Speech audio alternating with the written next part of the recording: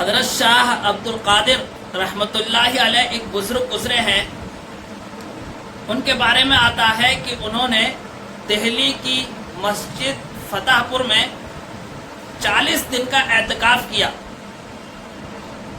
اور ظاہر ہے کہ جب اعتکاف کیا تو اعتکاف میں عبادات میں مشغول رہے، اور 40 دن کے بعد جب اعتکاف سے باہر نکلتے ہیں تو سب سے پہلے جو نظر پڑتی ہے وہ ایک کتے پر پڑتی ہے۔ کتا باہر بیٹھا ہوا تھا، حضرت کی اس پر نظر پڑ گئی، حضرت نے اس کو دیکھا گھور کر کے تھوڑا، تو اس نظر کا یہ اثر ہوا کہ وہ کتا جہاں پر بھی جاتا تھا تو جتنے بھی کتے اسے دیکھتے تو سارے کتے اس کے پیچھے پیچھے چل دیتے تھے، اگر وہ کسی جگہ پر بیٹھتا تو سارے کتے اس کو گھیر کر کے بیٹھ جاتے تھے۔ اس واقعے کو حضرت تھانوی رحمۃ اللہ علیہ نے جب سنا تو حضرت تھانوی رحمۃ اللہ علیہ نے بیان کیا ہے، گویا کہ وہ کتا کتوں کا شیخ بن گیا، پیر بن گیا۔ تو اس واقعے سے ہمیں یہ سبق ملتا ہے کہ جب ایک بزرگ کی نظر ایک کتے پر پڑ گئی تو اس کے اندر تاثیر پیدا ہو گئی کہ سارے کتے اس کے پیچھے پیچھے چلنے لگے۔ اگر وہی نظر کسی انسان پر پڑ جائے تو کیا اس کے دل کی حالت نہیں بدلے گی؟ بالکل بدلے گی۔ اسی کو شاعر نے کہا ہے، نہ کتابوں سے نوازوں سے نظر سے پیدا، دین ہوتا ہے بزرگوں کی نظر سے پیدا۔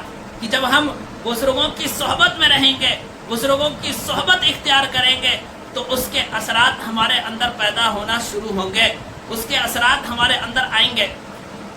امام زین العابدین رحمۃ اللہ علیہ نے اپنے بیٹے باقر رحمۃ اللہ علیہ کو ایک نصیحت کی، فرمایا کہ 4 شخصوں سے دور رہنا، ان کے پاس مت بیٹھنا، ان کی صحبت اختیار مت کرنا، اگر تم نکل رہے ہو تو ان سے بچ جانا۔ حضرت امام باقر رحمۃ اللہ علیہ نے پوچھا کہ حضرت وہ کون؟ کہا پہلا شخص وہ جو بخیل ہو، کہ بخیل جو ہے جس وقت تمہیں سب سے زیادہ اس کی ضرورت ہوگی اس وقت وہ تمہیں دھوکہ دے دے گا۔ پوچھا دوسرا کون؟ کہا دوسرا وہ شخص جو جھوٹا ہو، کیونکہ جھوٹا جو ہے وہ قریب کی چیزوں کو دور دکھائے گا اور دور کی چیزوں کو قریب دکھائے گا۔ پوچھا تیسرا کون شخص؟ کہا تیسرا شخص جو ہے وہ فاسق، جو ایک لقمہ یا ایک لقمے سے کم میں بھی تم کو بیچ دے گا، کہ جس کو اللہ کا خوف نہیں اس کو دنیا میں کسی کا خوف نہیں۔ پوچھا گیا کہ چوتھا کون شخص؟ کہا چوتھا شخص وہ جو قطع رحمی کرنے والا ہو، رشتوں کو ختم کرنے والا ہو، رشتوں کو توڑنے والا ہو، کیونکہ ایسے شخص کے بارے میں اللہ تبارک و تعالیٰ نے ایسے شخص پر لعنت فرمائی ہے، لہذا اگر تم ایسے سے تعلق رکھو گے تو تم بھی کہیں اس لعنت میں نہ آ جاؤ۔ اللہ تعالیٰ ہم سب کو بزرگوں کی صحبت اختیار کرنے کی توفیق نصیب